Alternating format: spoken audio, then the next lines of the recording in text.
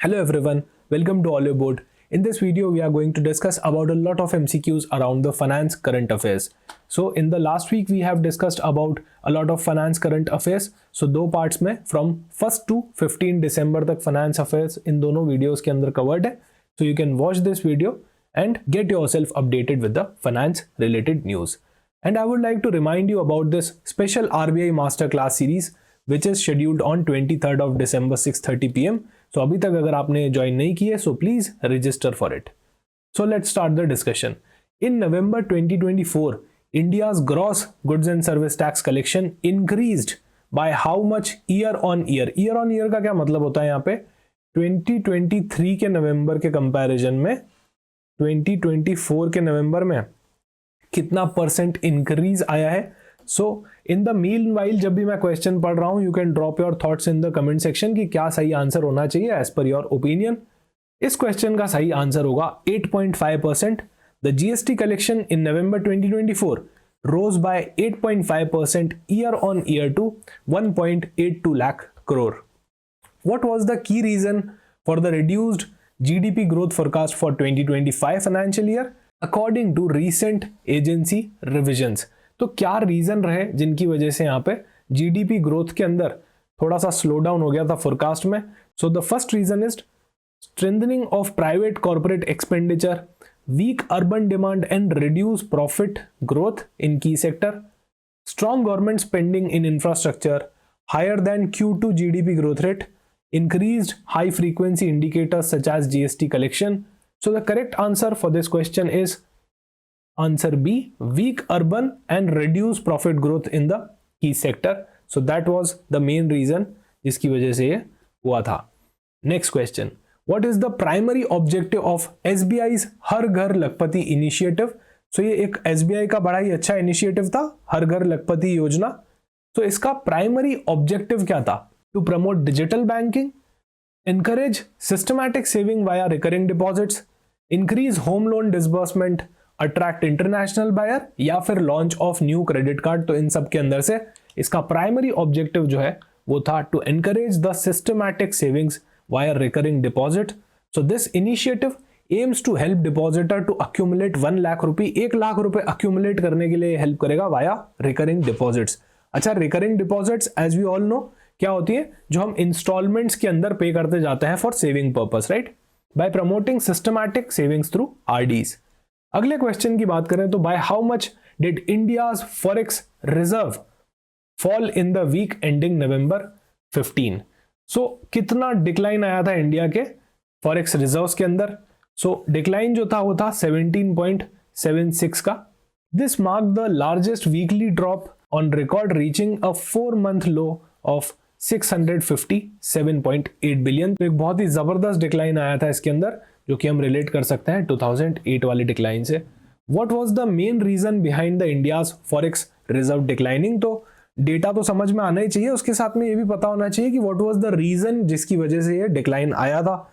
Was it increase in the oil import और RBI intervention to mitigate rupee volatility, या फिर decrease in the FDI के flows, decline in the remittances और global sanctions? So the main reason जिसकी वजह से forex में decline आया था रिजर्व्स के अंदर was RBI intervention to mitigate rupee volatility. अभी क्या हो रहा है? Rupee is continuously going down and down as compared to dollar, right? Rupee is getting depreciated. So in order to counter that what RBI did, RBI ने massive selling की यहाँ पे US dollar की, ताकि यूएस डॉलर को जितनी, देखो demand and supply पे चलता है, right? Forex reserves and all. So आप जिस करेंसी को बेच रहे हो वो वहां पे रुपी को स्टेबल करेगा, right? Rupee is going down and down. तो अगर आरबीआई ने यूएसडी को सेल करना चालू कर दिया, so this will help rupee to get stabilized for a while. इसीलिए ये मेजर यहां पे लिया गया था. What regulatory action by RBI in 2023 contributed to the decline in credit to NBFCs? तो एनबीएफसीज का जो क्रेडिट दिया जाता है, राइट?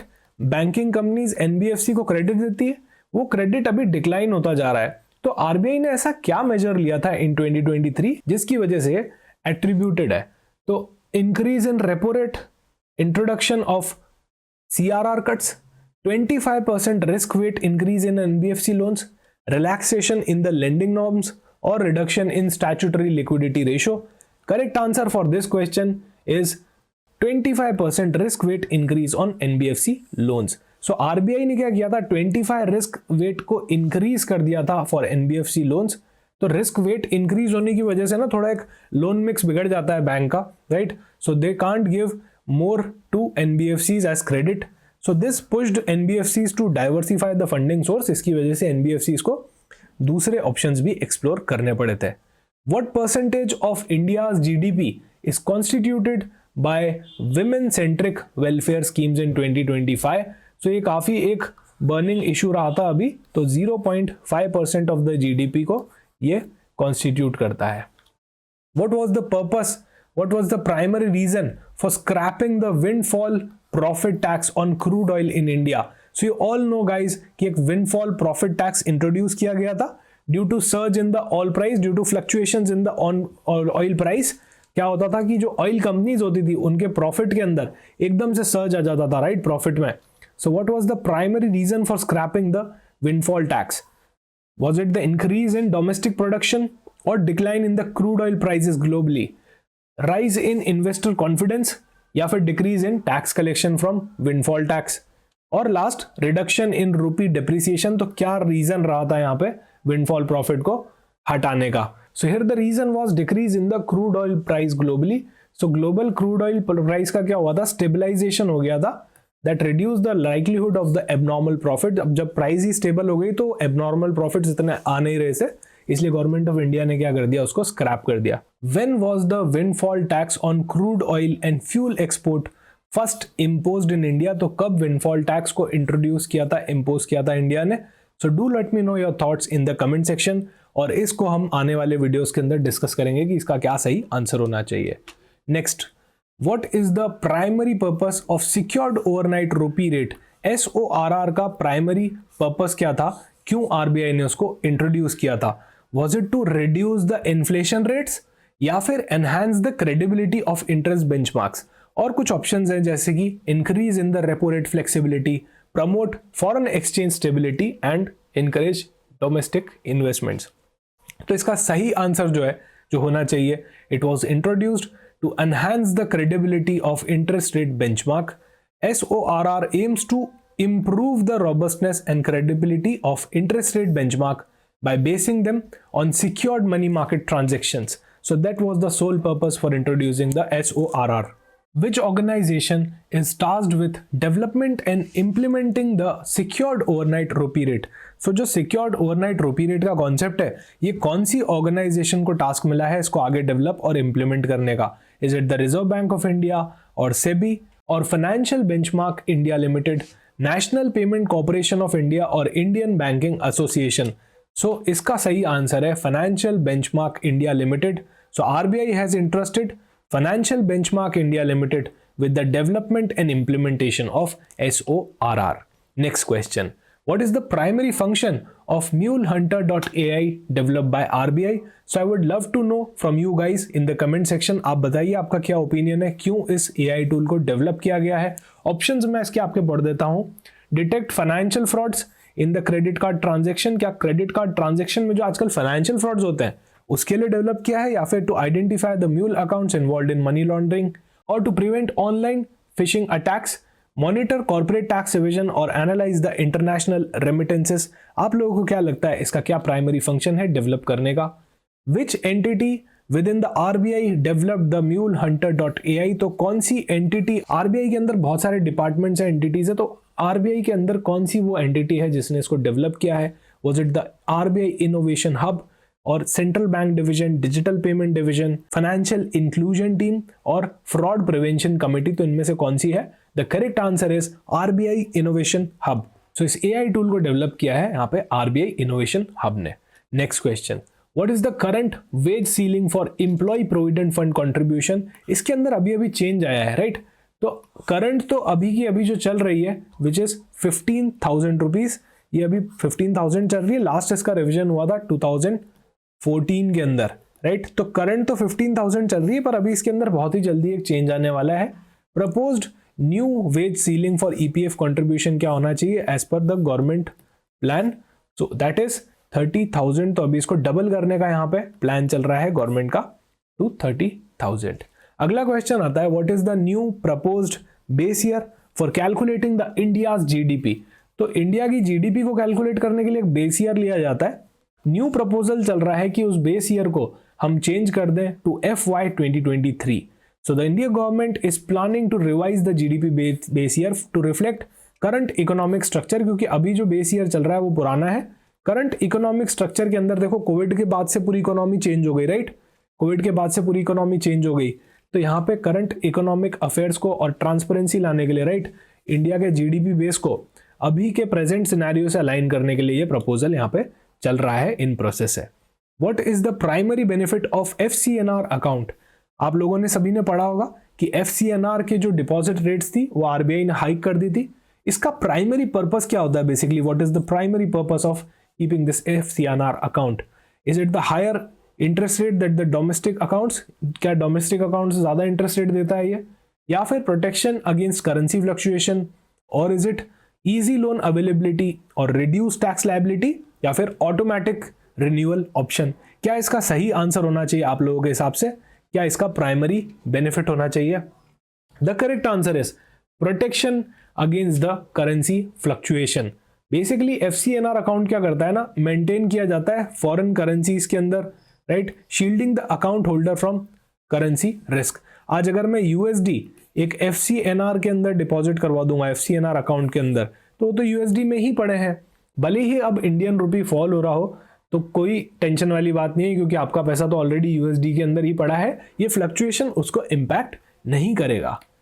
अगले क्वेश्चन की अगर बात करें तो which country contributed the highest cumulative FDI flows into India as of September 2024। कौन सी कंट्री थी जिसने हाईएस्ट कंट्रीब्यूशन दिया है FDI इनफ्लोज के अंदर। United states, Singapore, Mauritius, Japan और यूनाइटेड किंगडम। आप लोगों को क्या लगता है कौन सी कंट्री थी जिसने यहाँ पे हाईएस्ट इनफ्लो दिया है।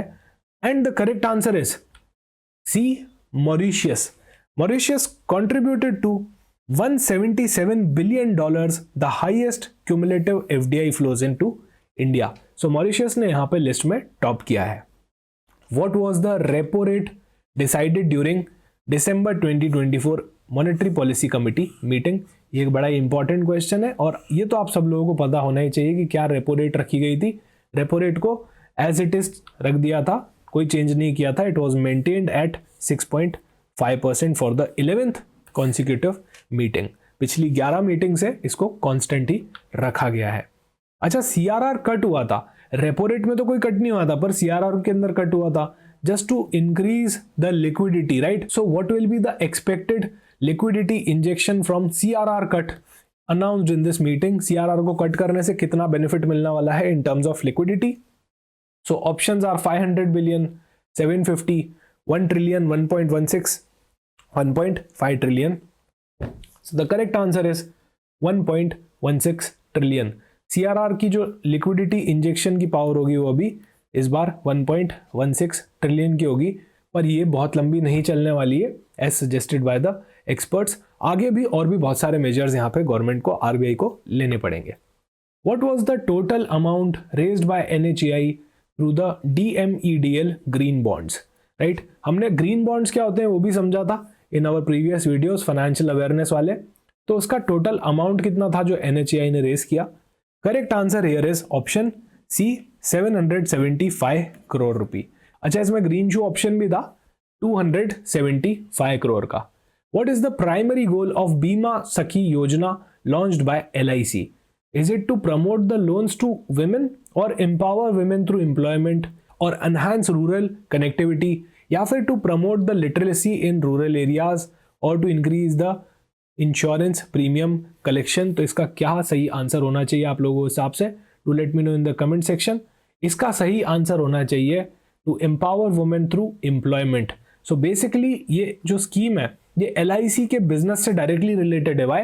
This scheme aims to empower women by employing them as insurance agent. उनको इंश्योरेंस एजेंसी का काम समझाया जाएगा, सिखाया जाएगा, ताकि they can sell for LIC। जो LIC के प्रोडक्ट्स होते हैं, इंश्योरेंस हो गया एंड ऑल, वो सेल कर सकते हैं और कमीशंस कमा सकते हैं। इसके अंदर एक स्टाइपेंड भी प्रपोज्ड है। What is the purpose of $500 million loan approved by ADB for India? So इसका क्या पर्पस है? Is it to improve the digital banking infrastructure, या फिर develop climate resilient infrastructure, या फिर promote tourism and hospitality, और build affordable housing projects, और support educational reform? इसका सही आंसर यहाँ पे हो जाता है develop climate resilient infrastructure. So the ADB loan focuses on enhancing the India's infrastructure sustainability and climate resilience. अगला क्वेश्चन आता है, what is the total gold reserve held by India after the October 2024 purchase? So कितना यहाँ पे India के पास total gold reserve हो गया है? Correct answer here is 882 ton यहाँ पे इंडिया के पास हो चुका है, जो लास्ट रिपोर्टेड फिगर था. What tax rate on dividends will Indian entities face in Switzerland after the suspension of most favored nation clause? अभी रिसेंटली न्यूज में आया था कि इंडिया का मोस्ट फेवर्ड नेशन क्लॉज अभी हट चुका है स्विट्जरलैंड से, राइट. स्विट्जरलैंड में पहले MFN क्लॉज हुआ करता था, जिसकी वजह से इंडिया एक डिस्काउंटेड टैक्स रेट एंजॉय करता था. सो वो MFN क्लॉज हटने के बाद इंडियन एंटिटीज को कितना परसेंट अभी बियर करना पड़ेगा? Drop your thoughts in the comment section and I will discuss this question later on in my coming videos. अगला क्वेश्चन आता है, what is the new collateral free agriculture loan limit set by the RBI? तो यहाँ पे RBI ने अभी एक नई लिमिट सेट करी है for collateral free agriculture loan. आप लोन ले जाइए और कोई कोलेटरल की नीड नहीं है. ये लिमिट रिवाइज हो चुकी है. The new limit is 2 lakh rupees. Considering the rising input cost and inflation, क्योंकि एग्रीकल्चर की इनपुट कॉस्ट अभी बढ़ चुकी है, राइट. इन्फ्लेशन काफी पीक पे है. इसको देखते हुए RBI ने क्या कर दिया, इसको 2 लाख पे रिवाइज कर दिया है. Next question, what is the primary objective of allowing the SFBs to offer pre sanctioned credit via UPI? SFBs क्या होते हैं? स्मॉल फाइनेंस बैंक होते हैं. तो RBI ने क्या किया है, अभी SFBs को भी अलाउ कर दिया है to offer pre sanctioned credit via UPI. अच्छा, पहले RBI ने इसको कुछ और बैंक्स को दिया था, right, commercial banks and all को. यहाँ पे भी SFBs को भी एक्सप्लिसिटली बोल दिया है कि आप भी pre sanctioned credit via UPI दे सकते हो. तो इसका प्राइमरी ऑब्जेक्टिव क्या था? Was it to increase the UPI adoption among the urban user, या फिर एनहांस फाइनेंशियल इंक्लूजन, और रिड्यूस नॉन परफॉर्मिंग एसेट, या फिर प्रमोट डिजिटल वॉलेट्स, और to improve government tax collection? तो इसका क्या सही प्राइमरी ऑब्जेक्टिव था? बेस ऑब्जेक्टिव क्या था for this allowing pre sanction credit to UPI for small finance bank? तो इसका प्राइमरी पर्पस यहाँ पे था फाइनेंशियल इंक्लूजन को एनहेंस करना. सो इसका इनिशिएटिव क्या था? To improve the credit access for the underserved groups including small businesses and rural population. तो स्मॉल फाइनेंस बैंक की यहाँ पे रीच काफी बढ़िया होती है इन ग्रुप्स के अंदर, दैट्स व्हाई RBI ने उनको भी अलाउ किया है. What was the growth rate of combined pension bill for states and union territory in 2023 financial year? तो इसकी ग्रोथ रेट रही थी 11.7%, जो कि लास्ट 2022 के फिगर से कम रही थी. What was the retail inflation rate in India in November 2024? So the retail inflation rate was 5.5% in November 2024. अगला क्वेश्चन आता है, what was the primary reason for tight banking system liquidity in December 2024? किस वजह से यहाँ पे tight banking के अंदर लिक्विडिटी चल रही है? तो क्या RBI increase in repo rate की वजह से? ये तो हो ही नहीं सकता, क्योंकि RBI की रेपो रेट तो स्टेबल है. Advance tax payments, rising inflation, decline in the foreign reserve, या फिर गवर्नमेंट बोरोइंग? इसका प्राइमरी रीजन है एडवांस टैक्स का पेमेंट जो हमको दिसंबर में करना पड़ता है. इसकी वजह से थोड़ी सी टाइट लिक्विडिटी यहाँ पे चल रही है. As of October 2024, what is the new pre transaction limit for UPI Lite? UPI Lite क्या होता है ये भी हमने वीडियोस के अंदर डिस्कस किया था. तो इसकी न्यू प्री ट्रांजेक्शन लिमिट क्या चल रही है? That is recently announced by the Reserve Bank of India. नई ट्रांजेक्शन लिमिट इसकी 1000 हो चुकी है. Last question, what is the revised wallet limit for UPI Lite? तो रिवाइज्ड वॉलेट लिमिट यहाँ पे क्या चल रही है? So please drop your thoughts in the comment section and I would love to take these questions जो हमने आज डिस्कस नहीं किए in my coming few videos. Thank you so much for watching this. मिलते हैं किसी और वीडियो में.